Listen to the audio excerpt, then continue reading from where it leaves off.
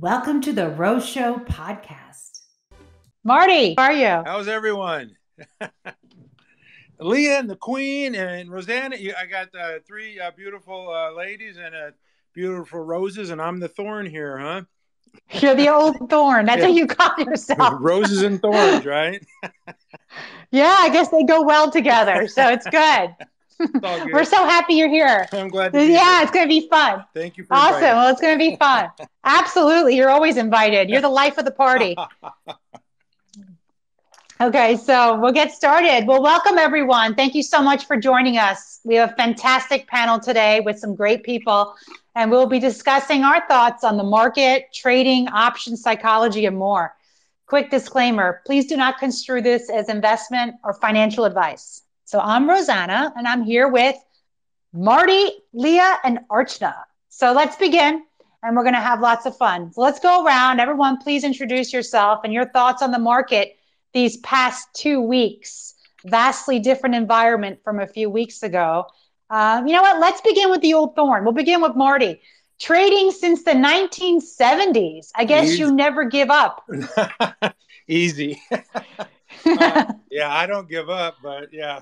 I'm Marty, and I'm more of a swing trader. In 2022, I was more of a bystander and a day trader. But things have changed, like you mentioned, Rosanna. Since the calendar changed, the market changed. And the market breadth tells me, all the market internals tells me to be more bullish, more aggressive. So that's what I've been doing. Awesome. Well, we're excited to hear more about that. Mm-hmm. Lia, you're an investor, trader, coach, and author. How are you doing today? Please tell us what your thoughts are on the market. Hi, Rosanna. How are you guys? So yeah, as you said, I'm mainly a coach, and that's what I do, and I'm trading.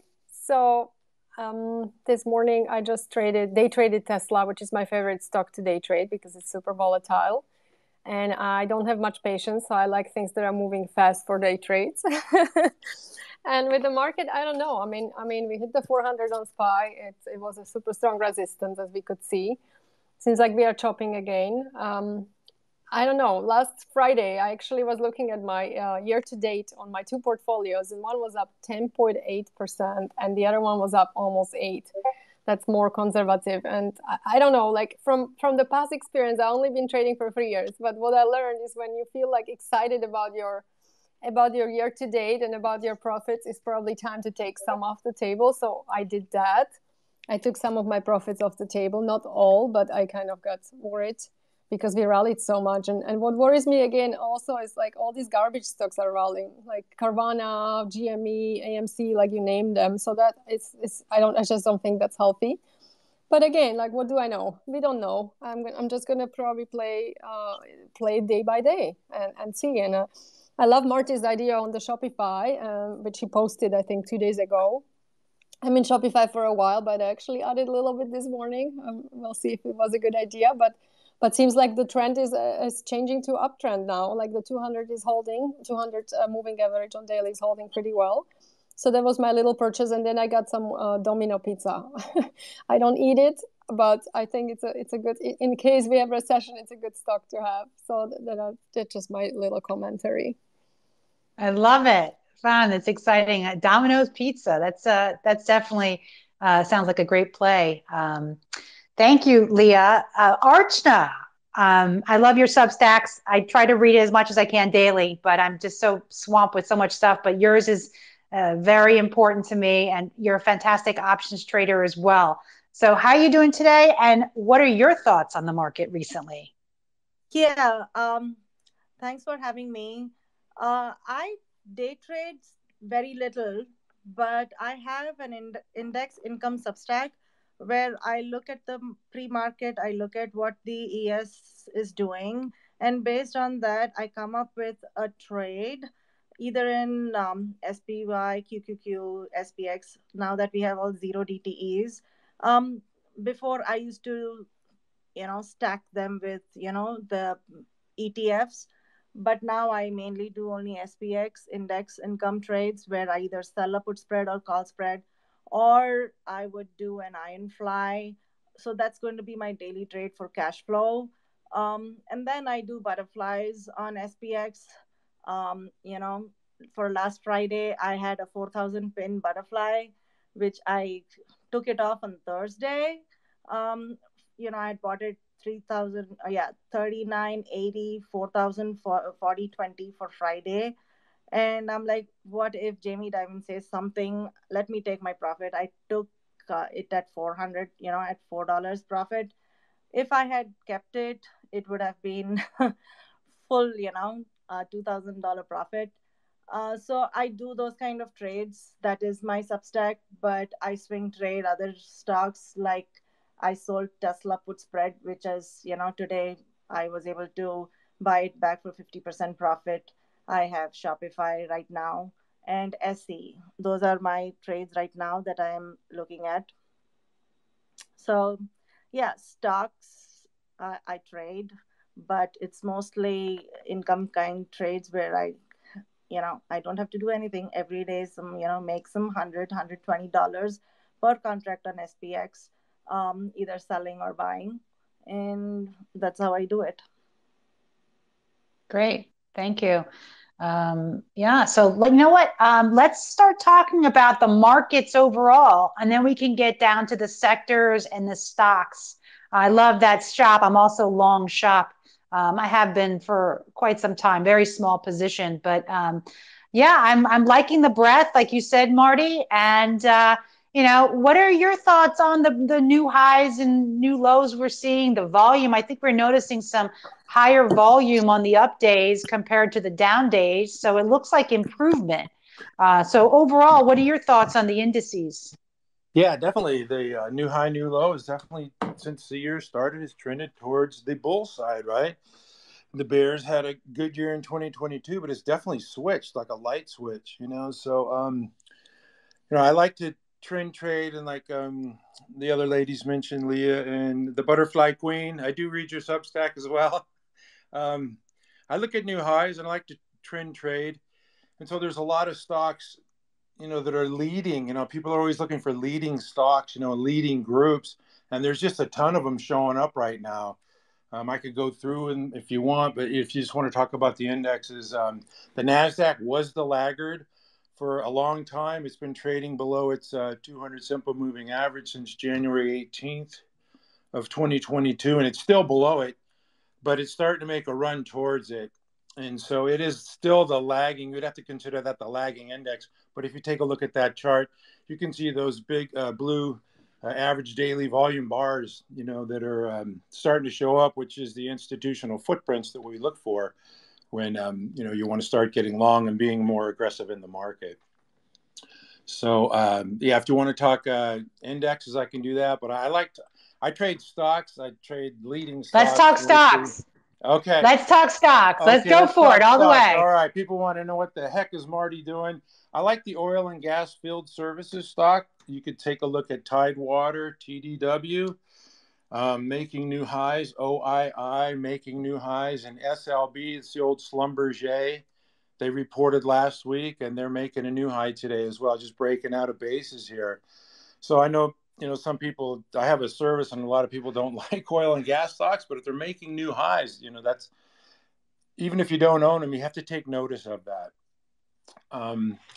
That group, the oil and gas field services, also the mining stocks, Freeport McMoran and Southern Copper, SCCO. That thing's just been a beast. It's down today, but it's got a nice cup formation there. It's kind of broke out and it needs to pull back a little bit. It's extended, but that's another stock that pays a nice dividend and making new highs recently.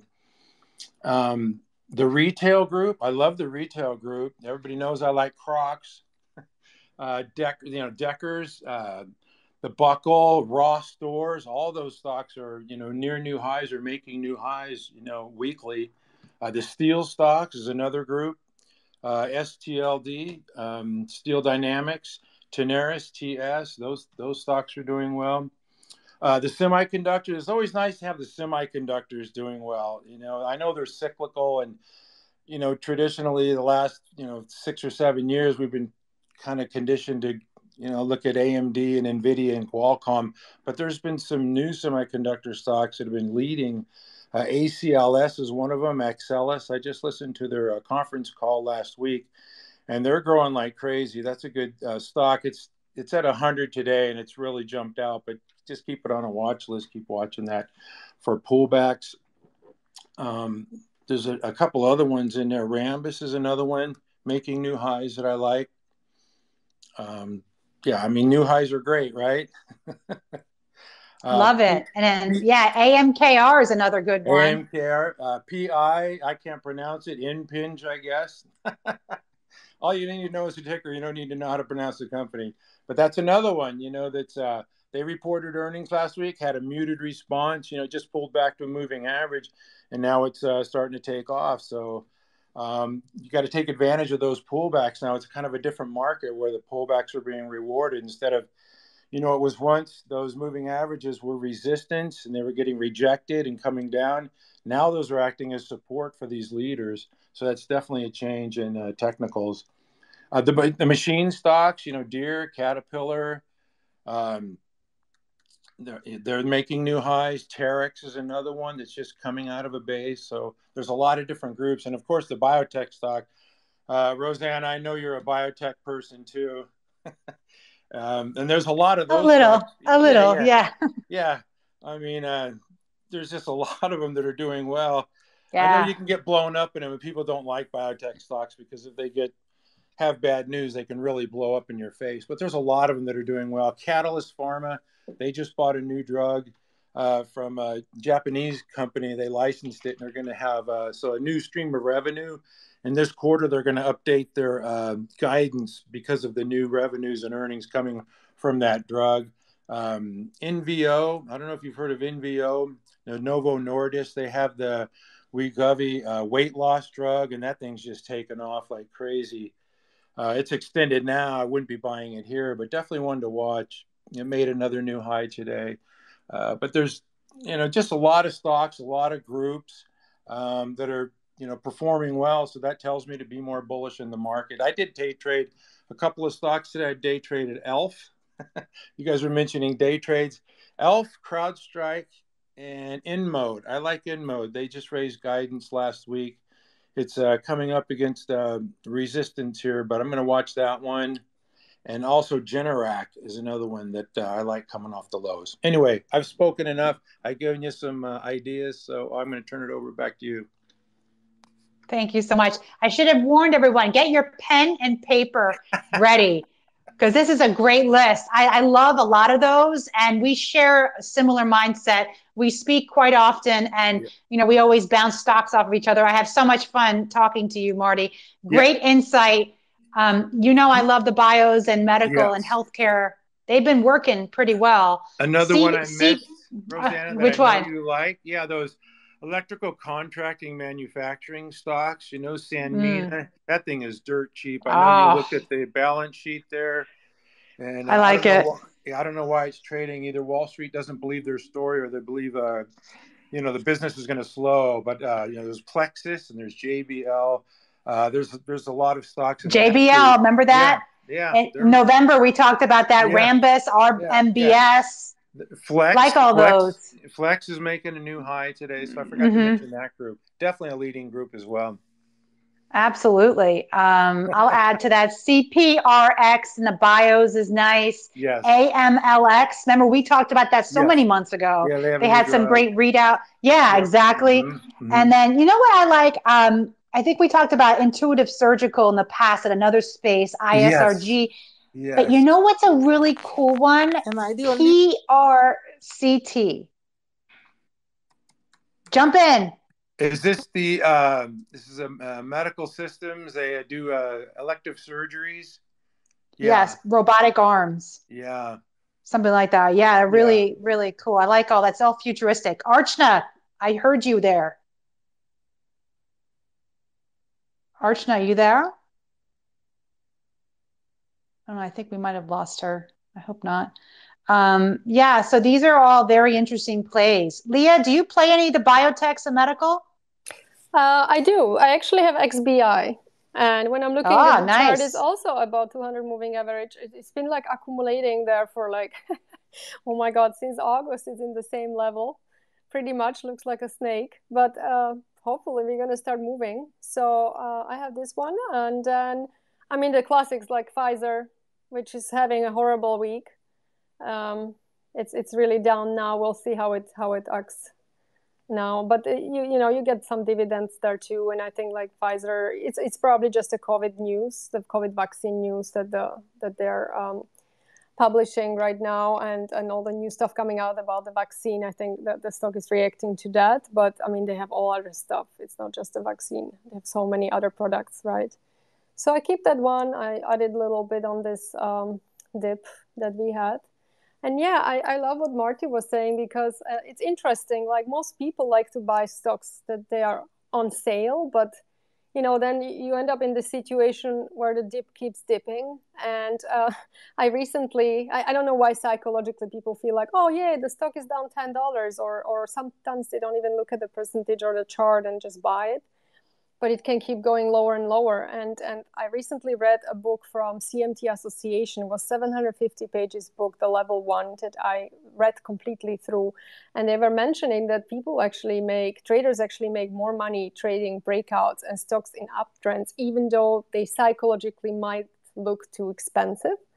But when something is in an uptrend and breakout, you will be making money, which when you're buying the dips, you might be waiting there for months. Like, some of these stocks are just not moving. They're like in the phase 1, when they're just sitting there for months, and some of them even years. So yeah, great list, Marty. Thank you so much.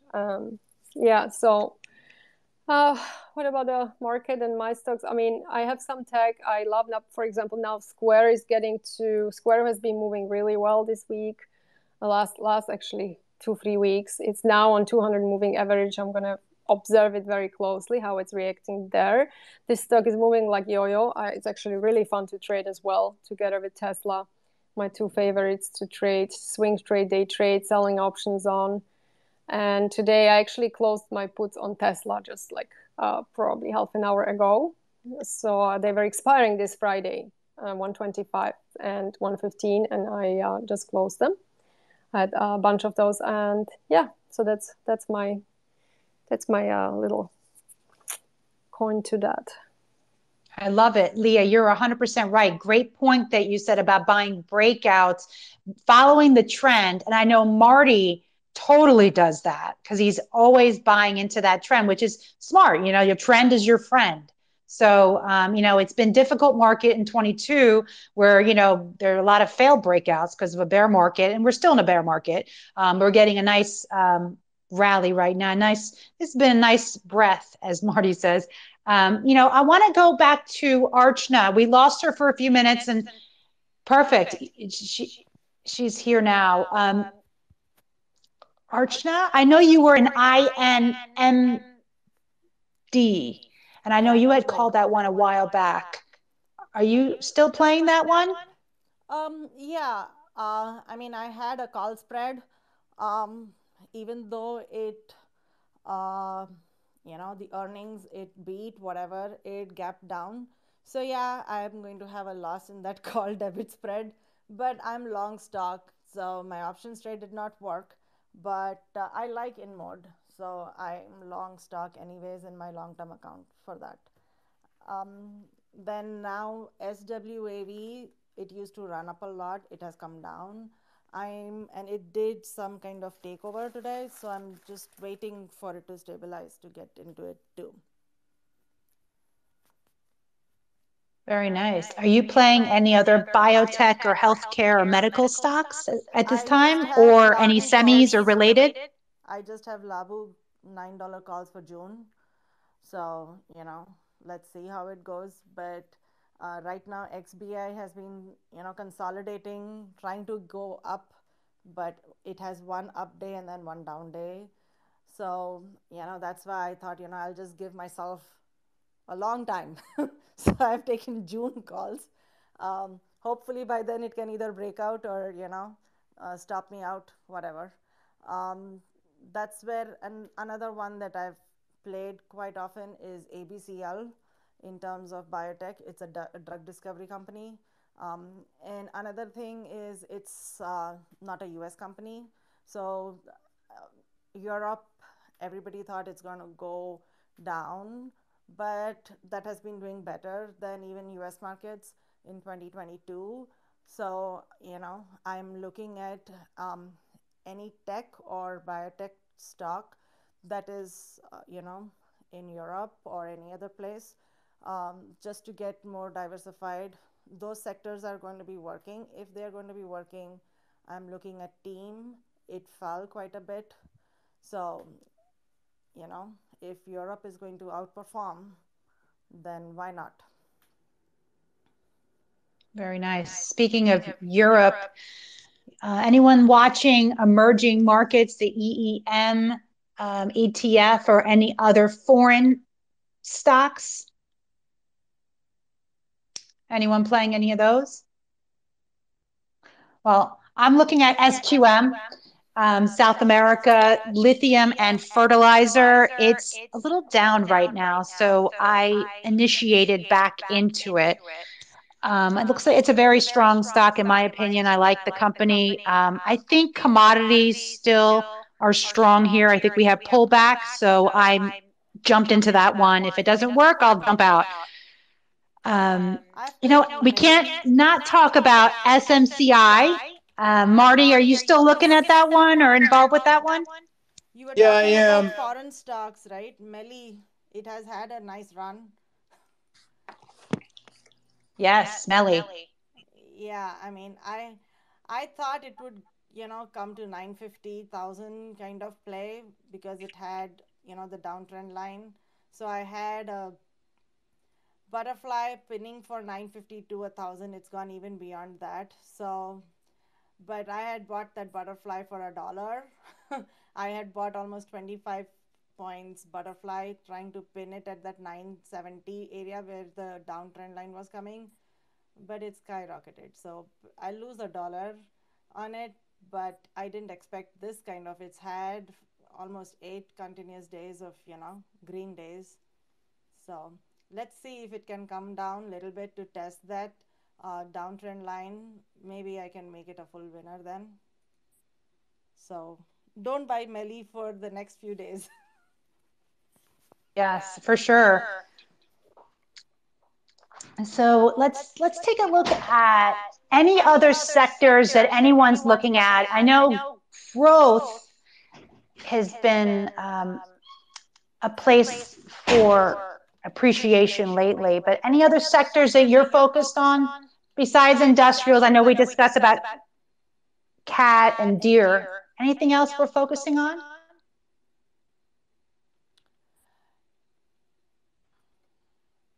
Marty? No, I think I covered it. Most of what I'm looking at. Well, SMCI, I just want to bring that up. I know they had a recent short report, and we haven't heard from the company, I don't believe, but I still believe for long term, there's a lot of potential there. That's a great company. We're waiting for earnings next month. But overall, I think it presents opportunity on some of this, in my opinion. Now, looking at commodities pullback, is anyone initiating or adding to a gold or silver, copper position at this point? There was much needed consolidation. I'm always buying gold, but I'm buying the actual gold that I just keep. Not like I don't trade it, but I just buy. It's like my extra store of value, and I like to have some gold at home, but I'm not trading the stocks. I don't know, you guys do? I have GLD, and I also trade it via futures. So I have small positions still. I took profits, but I will add if it dips anymore.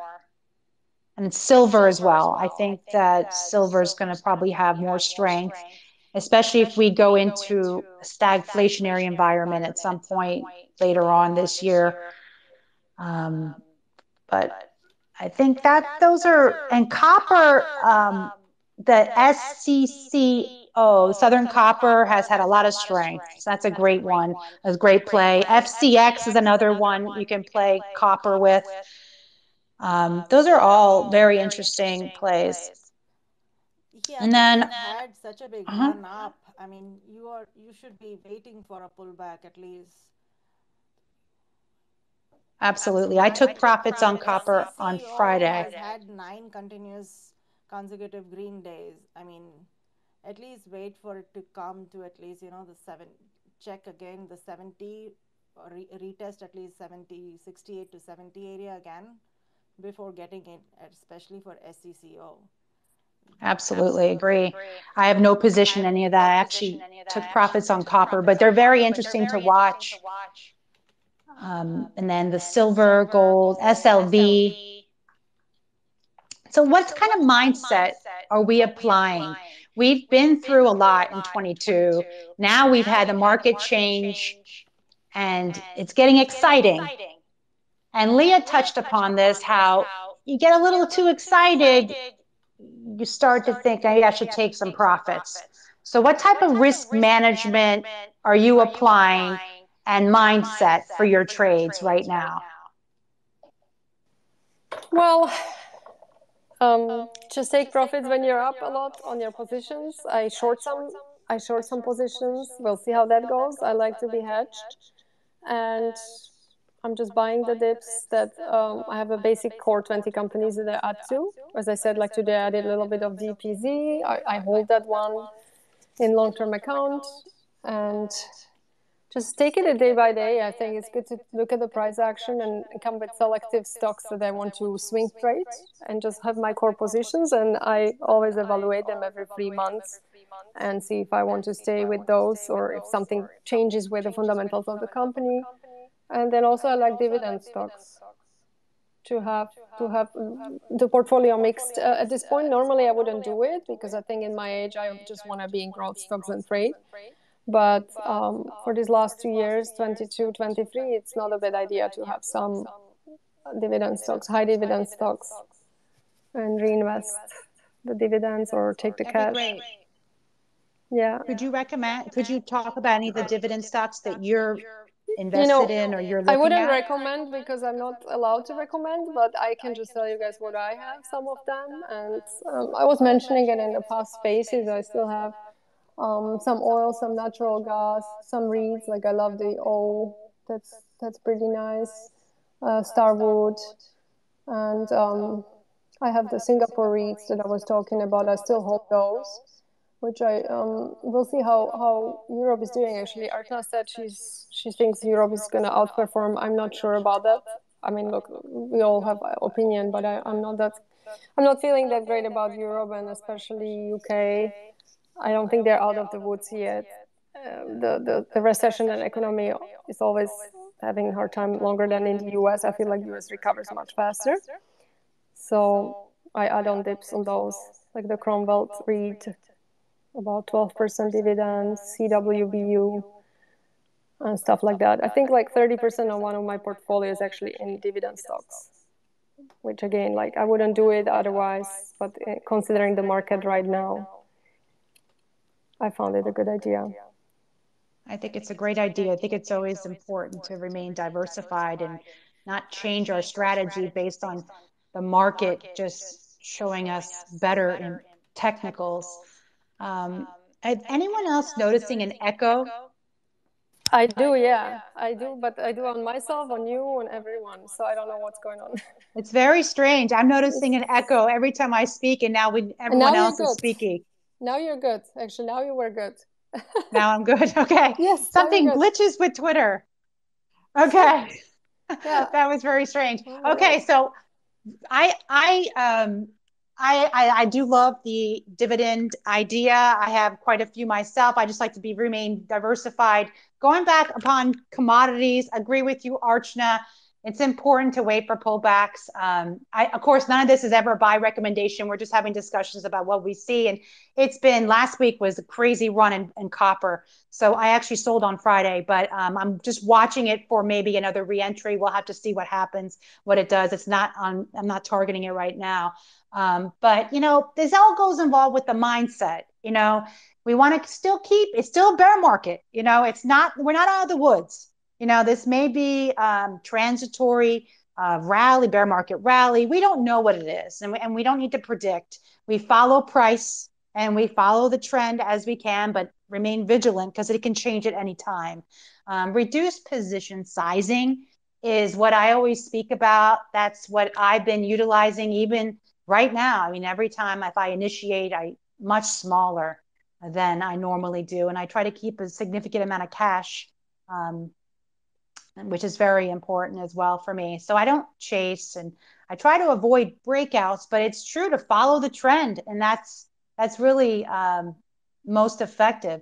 Otherwise, you could buy it as it's going down, and then it just keeps going down, or you have to wait a really long time. So I like to talk about our styles of trading. Archna, if we can come back to you, you said you were putting on some butterfly trades recently. Could you speak about any of your option trades of what you've been doing? Yeah. So a butterfly is a debit spread and a credit spread merged together. So that way you pay little, but then you have to wait till the expiration day to be able to, get some profit out or loss. But if you have a balanced butterfly, which is the debit spread and the credit spread are both the same width, then it's just the debit you paid is the only risk you have. You can definitely configure butterflies where it can be, the width of the debit spread is bigger than the credit spread, so you'll be paying more, but then you can make more. And if you want, you can make the credit spread bigger, get the credit, and then you are, even if it goes slower to your strike, you can still make more. If it goes down, you already have a credit, but the only time you don't make it is if it blows through. So there are many ways to configure a butterfly. Last year, with the kind of moves that it had, the market had, uh, I did not do any credit kind of butterflies because it would always blow through. So knowing the strategy is very important, how you take care. And then butterflies in SPX and SPY right now, right? I have 397, 401, 405 SPY butterfly. I'm like, we can just toggle around here for this week or so and close again, at that 410 kind of level. Because if you look at it, ES has around 20 points above SPX, right? That difference is there. And then if you look at SPX and SPY, there is almost, so if you just take SPX right now, is at 3995. So if you look at SPY though, okay, it is 398.20. So if you just take that, it is 3982, whereas 13 SPX is 3995. So there is around a 10 to 13 point difference. If you know have the decimal point same with SPY, there's a 10 to 15 point difference between SPX and SPY. So we had SPX test 4000. So I'm like, okay, SPY can test that 400 mark. So that's where I have a butterfly to pin for this Friday. Um, so, I bought, I think, for 20 cents that $4 butterfly.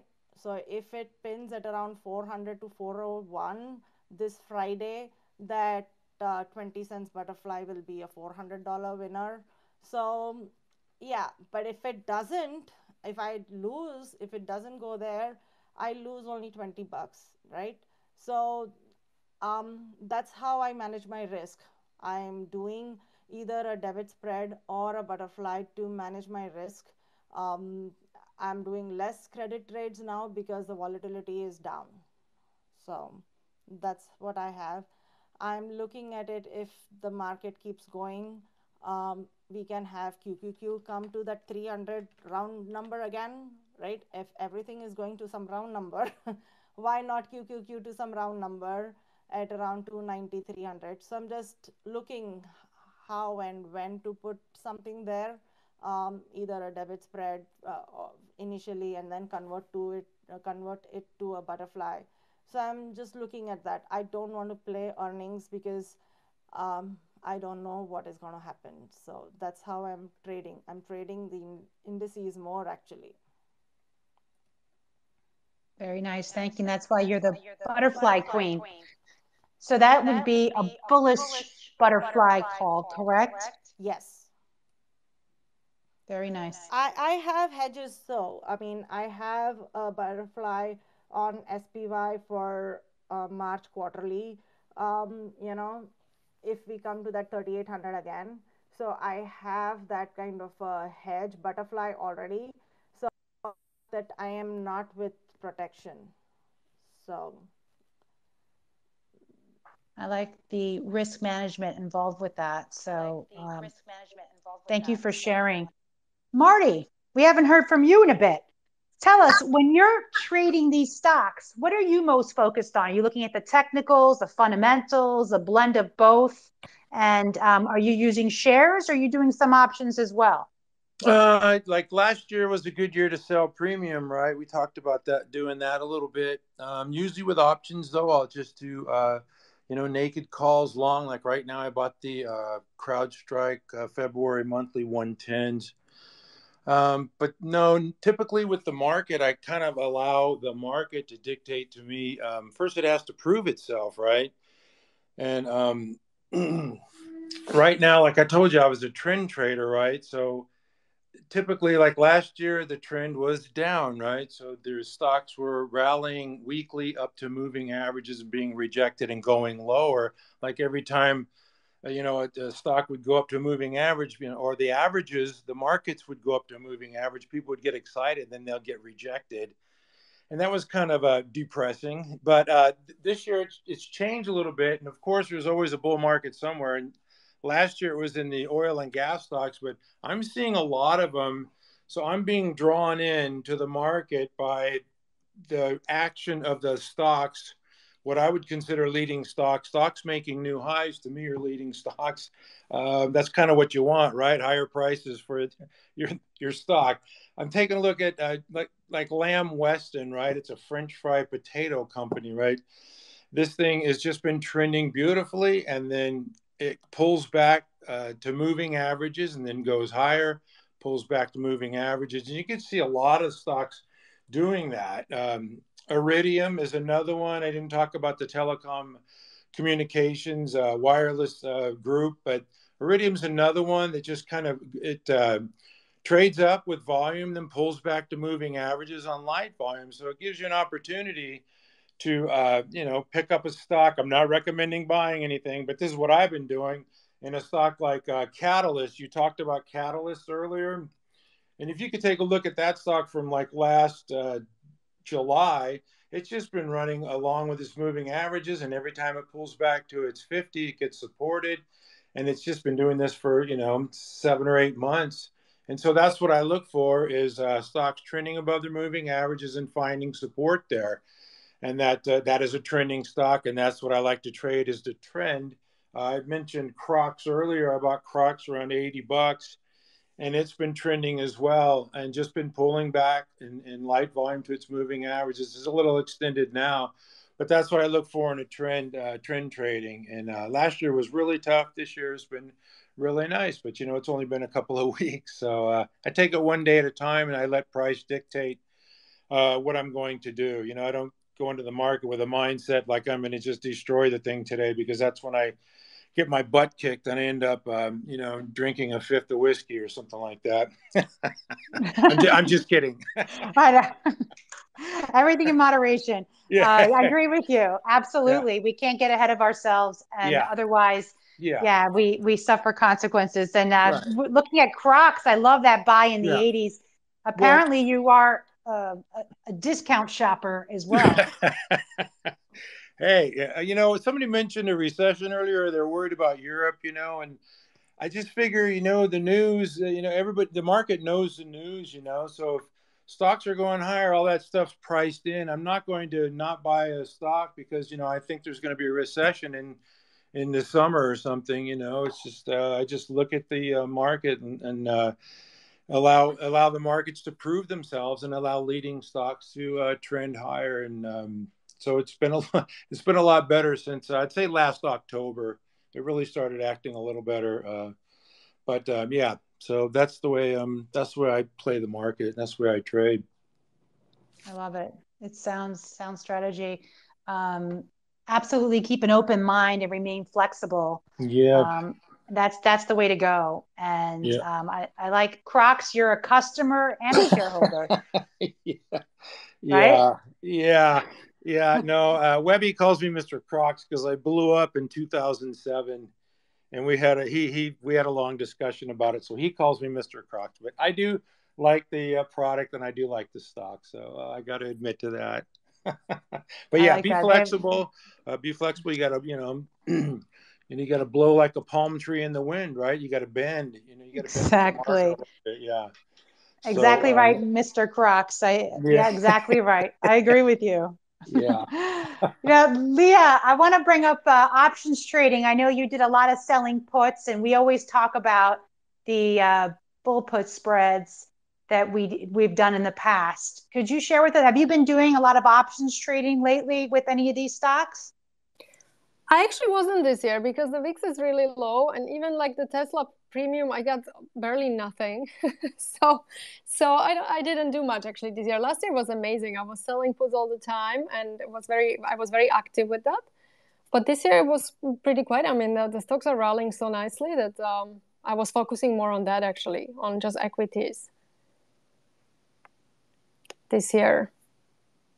But again, let's see how it happens. Like maybe the VIX will go up again and the volatility will be back in and I will definitely use this strategy again. I think it's safer to sell options if you have account for that, and if you are selling cash secured puts and covered calls. Like I would not sell naked call. I don't think I would be able to sleep quietly at night.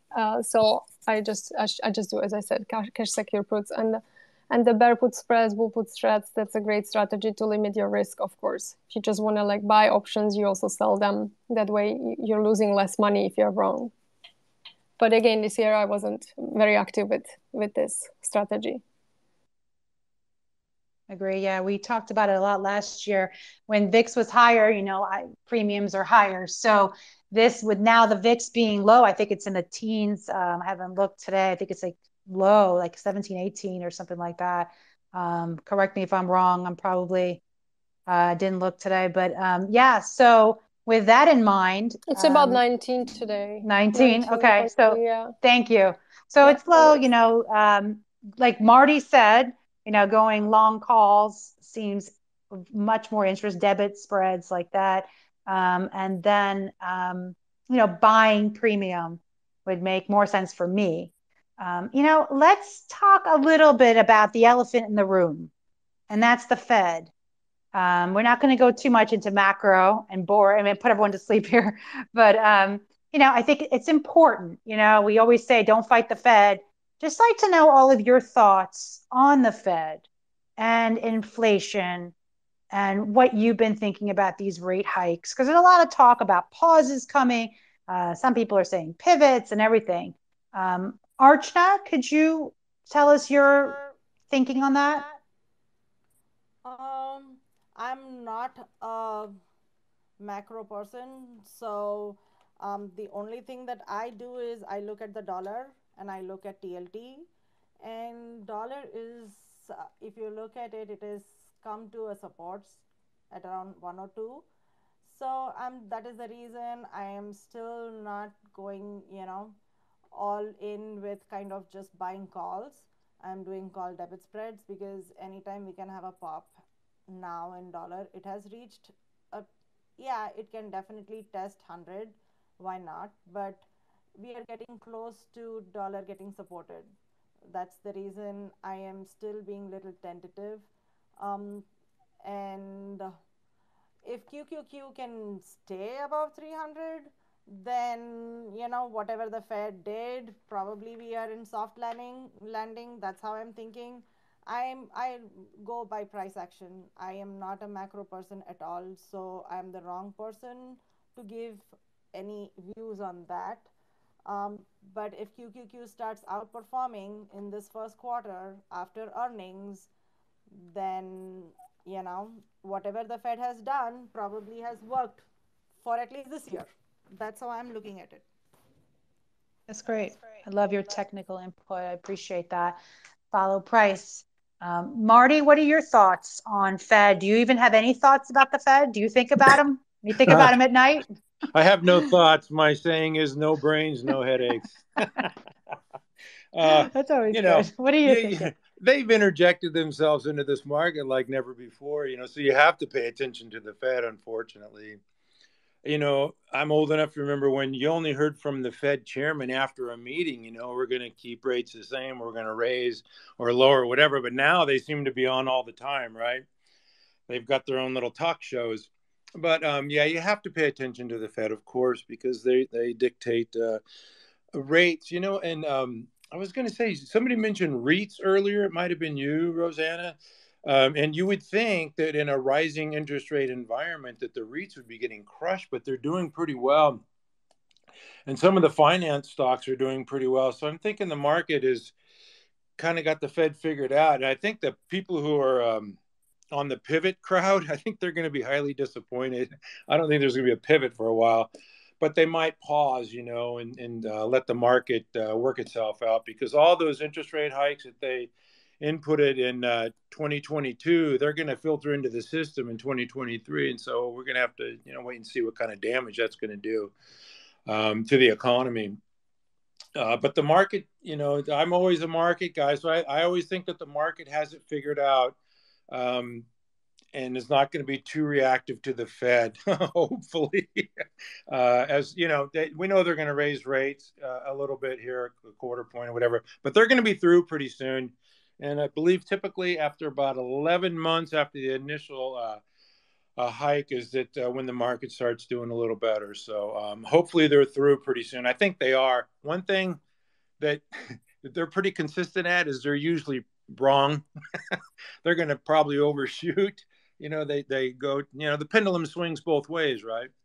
And they do have a tough job because, we're talking about inflation and they're trying to fight inflation, and our government, I'm not going to get political here but our government's spending too much money. It's making their job much more difficult. So there's a lot of liquidity still in the system. So they have a tough job. Agree. I wouldn't want to be Powell. It's definitely a tough job. Yeah. I do think that probably another quarter point, maybe two more of those, and then they may pause. It's important, like you said, just to keep an eye on that, know what's going on. I find it interesting as well. So I tend to watch maybe a little more than most, but the whole pivot thing, I agree with you. I think that I can't see how it could happen anytime soon or this year. I hope the market is not rallying because of anticipation of a pivot. Agree. And I don't think it is, but anyway, they have a tough job, and I just watch the market. Whenever they have whenever Powell comes out, I think it's the 31st, they're going to come out and raise rates a quarter point or whatever. The market really does fluctuate a lot. I mean, it's really volatile. And that's a good time to go golfing or fishing or hiking or swimming or whatever you like to do, because it's too volatile for me, because the market's just trying to figure out, they parse every word that he says, and it's just, you can't trade that. I mean, it's really volatile. So definitely you have to pay attention to them because they do move the markets. Yeah. Thank you. Lia, what about you? The same thing. Like, I don't like to trade the CPI weeks. I like to trade the CPI day sometimes, because you have strong movements. Like the last, I think it was November, we had crazy move that day. That was like insane. So if you played that day, it was great, but the whole week was just choppy. I'm not a macro specialist, to be honest with you, but I'm just wondering about one thing that I recently read, and maybe Marty knows more about it, and maybe someone in the audience wants to discuss this too. But apparently that the January CPI print was the last one that was calculated by the current methodology, and that February CPI print will be first time reported based on a new one, which means that formerly they were looking at it based on 2 years of consumption data. And now it will be only single year of data. So we'll see how that affects the inflation. That's going to be interesting to do. I would like to do more research on that and actually see what's going to happen, because, maybe the inflation will be up again. And then I don't know. I just don't think they're out of the woods. I think we are still in some kind of a bear market rally short squeeze slash FOMO, because a lot of people have money on the sidelines and they might be just FOMOing into stocks. Who knows? And you look at also Bitcoin, how it's moving and everything related to that. So we'll see. Does anyone have information on this, or Marty, maybe you know about this more? I'm just curious. No, I'm the wrong person to ask about that. Sorry, Leah. No worries. No worries. Yeah, just curious. I read about that. I don't know the details or any of that, but if anyone else does, it'd be great. But I did read they're changing that whole way of calculation. And then someone made a joke about it, saying, "Oh, if they don't like the numbers, why don't we calculate a little differently?" And of course, that was a joke. But yeah, I don't know all the details about it. I guess we'll find out soon enough. I'm sure people will be talking about it, and more news will come out. Great observation on that. I think, is it coming into effect? And when do you know when it's coming into effect? Apparently next CPI already in February. Okay. I mean, sure, they changed things. I mean, the same they did in the summer when it was before election, and they said the two quarters of negative, what is it, GPD or GDP means that we have recession, and then they changed then they changed it because we went to election. So who knows? We'll see what happens next month. I'm curious to see, really, because and also we have the tech earnings coming next month, so we'll see how that works. A lot of people are still short. I mean, it's so mixed. I actually don't know, like, there's like perma bears and perma bulls. I just like to trade the price action. I have my long-term investments, and I'm not perma anything. But when I asked on my Twitter wall, when I see other people asking about, are you bear or bull, usually it's almost 50-50. So I don't know. Sometimes like people say, oh, everyone on my wall is a bull or bear, but I have it pretty mixed on mine. So I don't think that anyone knows, and the market is pretty confused, to be honest with you. And when it comes to the Fed, I feel like they just did what they said they're going to do. I don't think there are too many surprises. And yeah, I'm tired of them because they're just injecting themselves everywhere at this point. As Marty said, like, you hear about them all the time, and every single meeting they have is like creating this volatility in the market, and this choppiness is hard to trade, day trade especially. Like sometimes the overnight moves are actually better, so maybe it's good for future traders. But if you're just day trading, it gets too challenging on many days. So we shall see what February brings. Yes, thank you. I think the only certainty is uncertainty. We look at the macro backdrop, and the Fed fuels the market. So don't fight the Fed is for real. So I don't want to talk much about the macro, but we know that the labor market is tight, and services are a function of employment and wages. So we have sticky inflation, services and employment and wages. So I think that we're not out of the woods, but this is a nice rally. I mean, some growth stocks. We talked about growth stocks, talk about Shop. We're talking about these companies that have been beaten down, and they're having nice rallies. Is it sustainable? We don't know. And we won't know. Everything's in hindsight.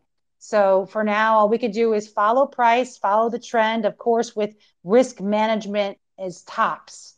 And, for me, that's reduced position sizing.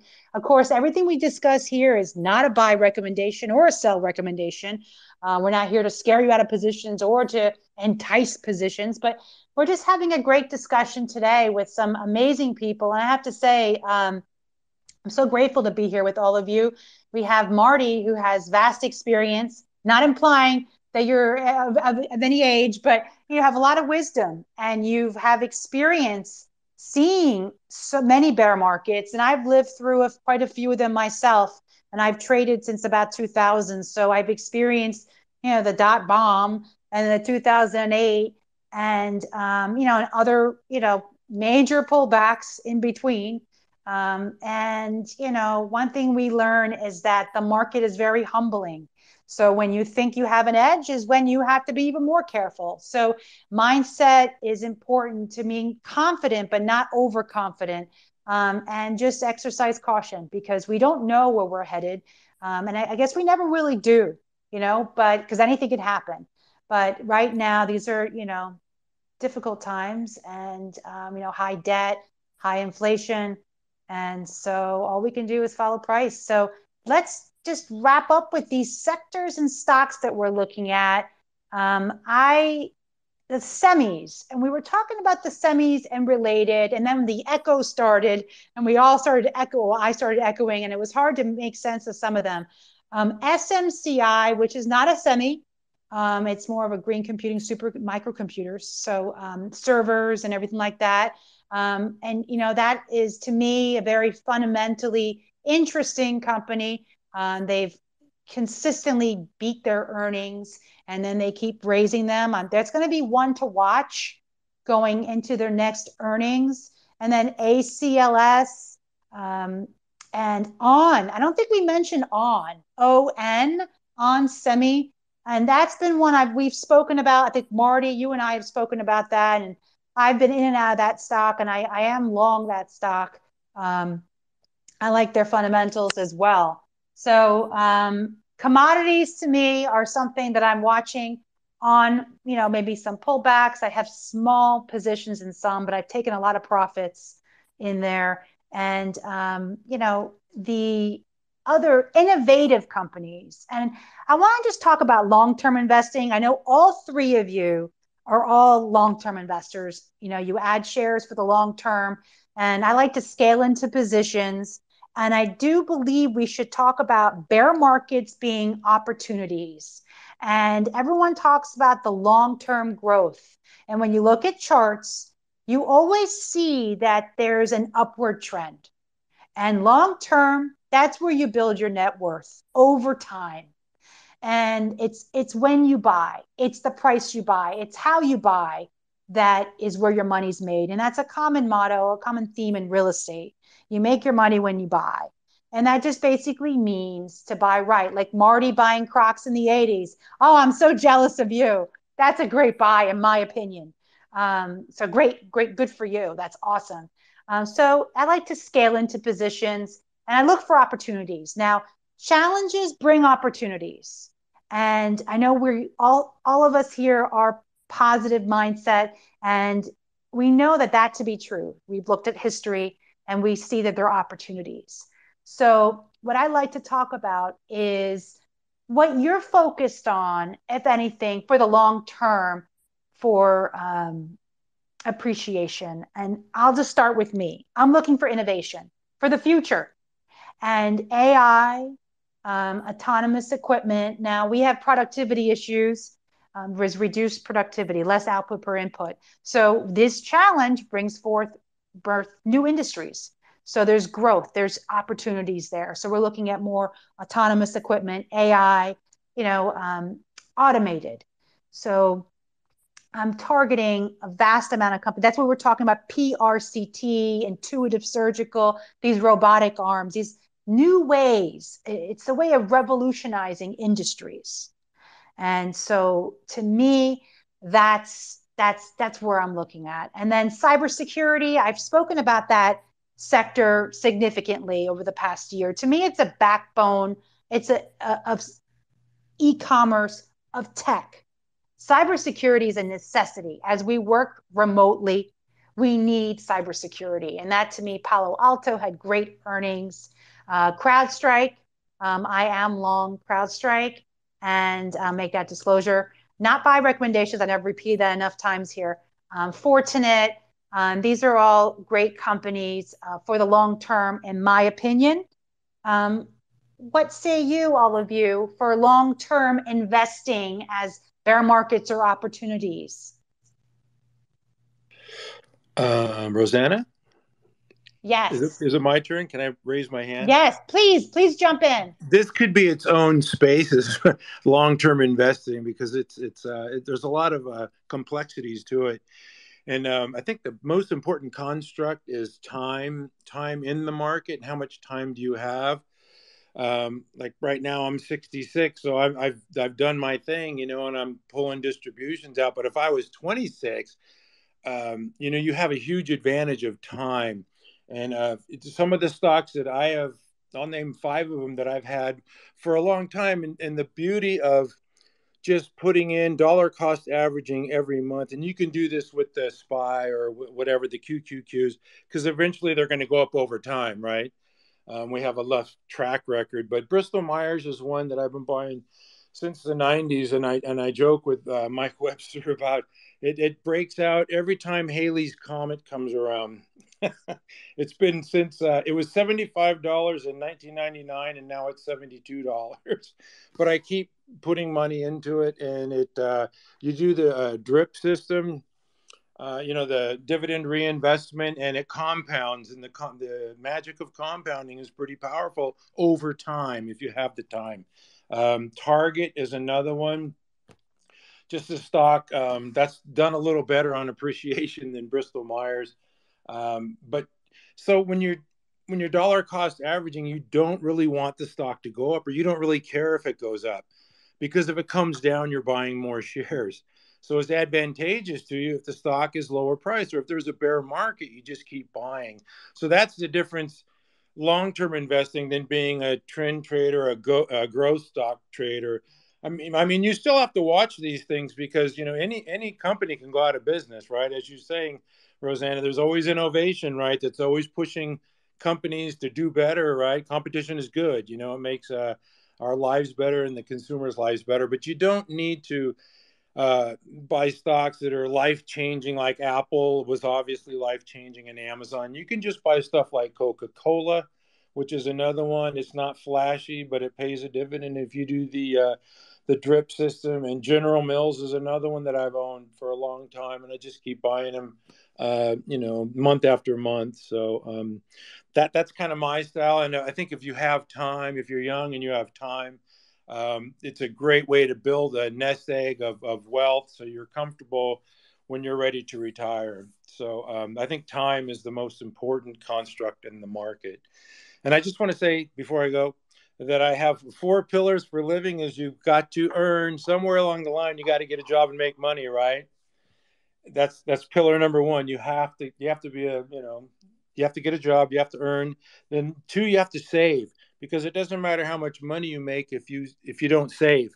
You have to save money. If you make $1 million a year and spend $1 million, you're not saving anything. And I know a lot of people like that. They think the money's just going to keep rolling in, but you have to save. And then the next thing you have to do is invest and watch your money grow, like I just talked about. And then the 4th pillar is to donate to charity, to give back.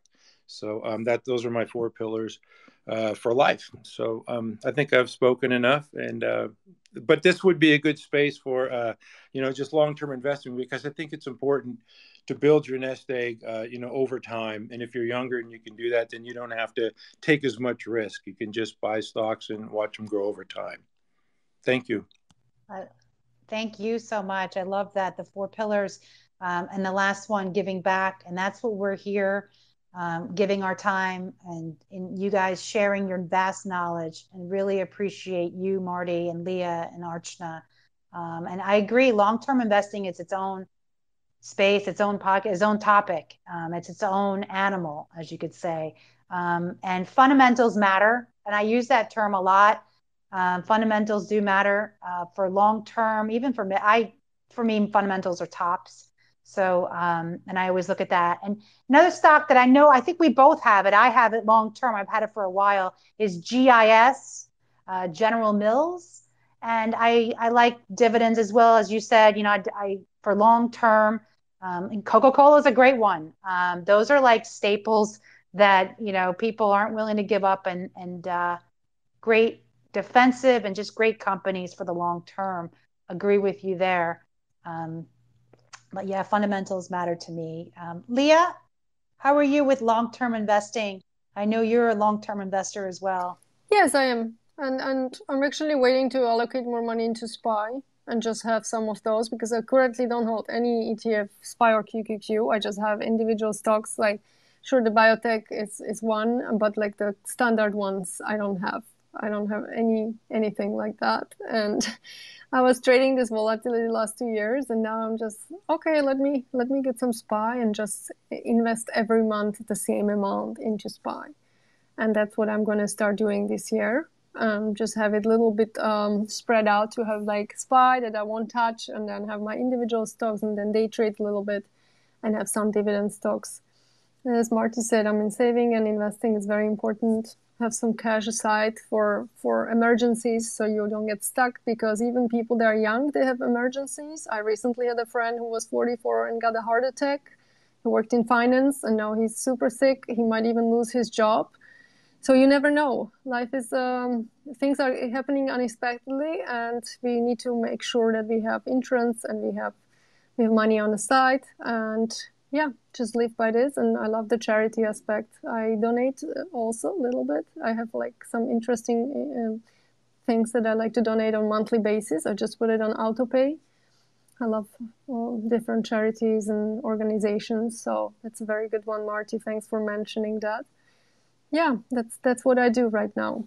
And I think once we are in confident bull market, I'm just going to put more money into SPY and just have less stress, because I've been trading with my whole entire portfolio, and basically with my all my money that I had in the market, I've been trading with everything. And it's also good to have something that you don't look at all the time, because with the individual stocks, you have to look at them. You don't have to look every day, but you have to look every 3 months and see if the plot is still there, if the company is performing the way you want. And that's very important. You can just let them sit. If you're managing your money, you are doing the job. Like, you have to be active. Otherwise, just buy the indices. I think it's easier for people. People have to realize how much work it is to actually take care of 10, 20 positions that you have if you don't want to lose money. So it's been tiring, I have to say. And as I said, I'm gonna probably allocate some of my money into the indexes. But that's it. Thank you so much for having me on, Rosanna. It's always a pleasure talking to you. And thanks, guys, that you stopped by. Thank you so much. Agree with you on the indices. VOO is a great one that I like a lot as well. Just want to throw that out there for anyone. Archna, please tell us your long-term strategy and thinking right now. Yeah, Thanks. I mean, like everybody said, time in the market, people underestimate how much they can make. They overestimate what they can do in 1 year and underestimate what they can do in 10 years. That's a proverb that can be easily applied to even investing. So, it can compound. So every month on one particular day, I buy SPY in my long-term account. I did not stop that even in 2022, even though I knew it could go down, but it's just a matter of discipline. One time you cancel that buy order, then it can easily become a habit. So even when I had any issues, I mean, wherever when I was investing when my kids were young and I was putting money in 529, and then when I bought the house, I had some financial, I bought more than everything, but I did not cancel my monthly in 529 or in any of my long term accounts. Um, you know, it's just a matter of discipline and a habit that whatever I do on that particular day, it is never going to get canceled. That's how I have grown. Um, and I keep doing that irrespective of whether it's a bull market or bear market. That one particular day, all my buys go through. That's how I have maintained my thing. My trading account is totally different, and my IRA and investing account is totally different. I don't look at that. And in my investment account, I definitely have more ETFs than single stock. I don't want to um, e- at least, like, in the growth names, everybody, like, I don't know which ones will survive. So last year I bought IPO, the ETF. I know if Snow does not survive, at least, CrowdStrike will survive, something will survive. And IPO, the reason why ETF works long term, if you look at it, the Nasdaq QQQ, what it had in 2000 or 2007, those components are not there. They keep changing all the time. So the ones that don't perform are taken off the index. That's why they are taken off the ETF. So you will, that kind of churn, I don't want in holding those single stocks in my IRA. So in my IRA, I have mostly ETFs. In my trading account, I am using single stocks. Thank you so much.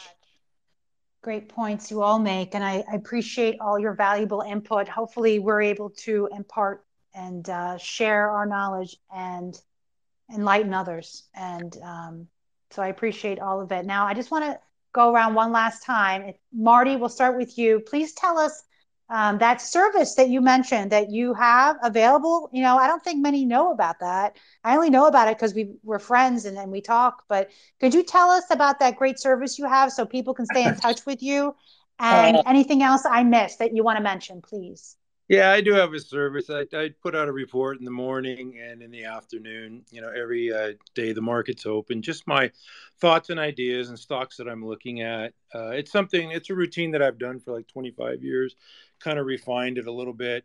But, I go on Twitter to have fun and just joke around. I don't really want to promote a business because, if you keep doing that, then people get kind of tired of it. So yeah, I do have a service, but I don't promote it, and it's a pretty good service. I mean, it's just my thoughts and my rules. I have rules and guidelines. We need guardrails in this market, right, to protect us because this market, like last year, you could really get hurt and lose a lot of money by being reckless in the market. So I talked to Jim Ropel about, I feel like last year I wasn't no value add, because the markets weren't ripping and we weren't making 100%. And he says, you're being a value add just by telling people to be cautious, and manage risk, showing them how to use the guardrails so they don't, run off the side of the road. So, but this year's been a lot better, and I feel a little better that I'm, helping people make money, which is what it's all about. People want to make money in the market, right?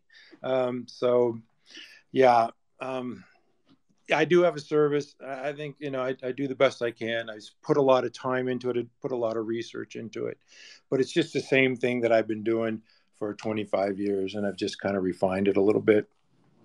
And I just want to say, everybody, that you could have a bad year, you could have a bad 6-month period, and making money in the market is not a linear process. You could be down 10, 15, 20%, then make 50, in a 6-month or a 12-month period, then you could make 50% in a few weeks. I mean, that's the way the market works.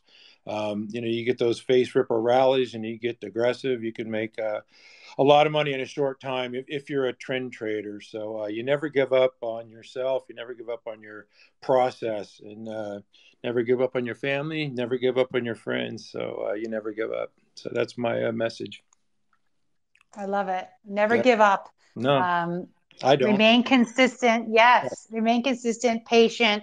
And I love Archna said, it's about the time in the market, and you just never give up. And it's true. You could think that the market's tough, and then all of a sudden you get a face ripper rally and you miss it because you're not in the market. So yeah, never give up. Lia, thank you so much for everything. Do you have any last things I missed that you'd like to mention, or how anyone can stay in touch with you?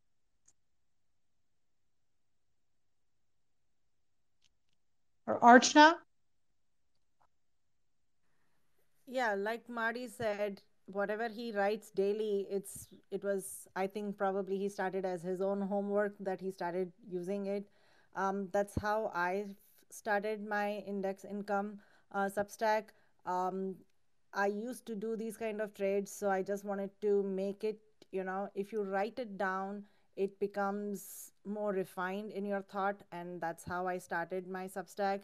And that's the only thing that I have right now. It's mostly about only SPX and ES analysis, and then based on that, a daily options trade where I try to make $100 per contract. And that's just how, whatever is happening in the market in my other positions, this one account, which is SPX, I try to make at least, $500 a week per so you're talking about one contract. It's a $5,000 account. It's already up almost, I've done, I started with a $5,000 account, and I'm at 5,700 in that account. Now let's see how I end this year. So that's the index income Substack that I have. That's all.